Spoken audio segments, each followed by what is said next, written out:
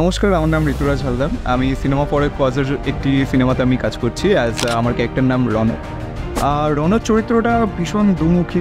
সে একদিকে বন্ধুকে সাহায্য করে, আবার সেই বন্ধুকে ও হিংসাও করে বা নিজেকে তাকে ছোটও করতে চায়। তো ওই ক্যারেক্টারটা করে আমি অনেকটা নিজেকে ফ্লারিশ করতে পারছি যে এরকম একটা চরিত্র যে দুমুখ এরকমভাবে ভাবতে পারে, সেরকম একটা ক্যারেক্টার করছি। অনেকটা চ্যালেঞ্জ হচ্ছে, ভালো লাগছে। এখানে সবাই এত ভালোবেসে আমাকে কাজটা করতে দিয়েছেন এবং আমাকে যোগ্য ভেবেছেন, সেটাই আমার কাছে অনেক।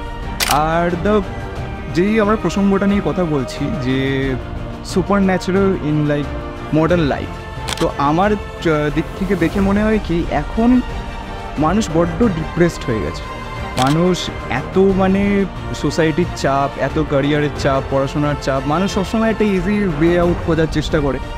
তো এখন না সবথেকে বেশি এটা আমি দেখছি আমার জেনারেশন বা ঠিক আমার আগের জেনারেশনও এই ফাঁদটায়, এই সার্কেল, এই স্পাইরালটার মধ্যে পড়ে যাচ্ছে যে কোনো একটা ইজি ওয়ে আউট, কোনো জ্যোতিষী, কেউ একটু বলে দেবে যে না ভাই ভবিষ্যৎ আছে।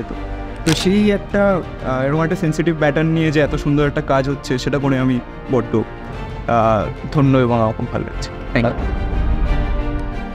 এখনকার ইউথদের জন্য এখনকার সিচুয়েশনটা কতটা হোপফুল, কি মনে হয়?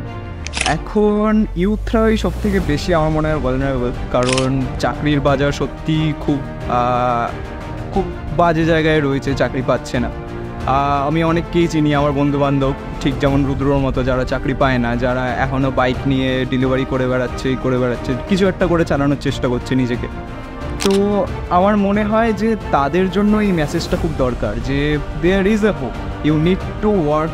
এখন যতই মনে হয় যে চাকরি নেই, কিছু নেই, কিন্তু যদি তুমি যোগ্য হও, যদি তোমার মধ্যে ওই ক্যালিবারটা থাকে, তুমি নিশ্চয়ই কিছু করতে পারবে।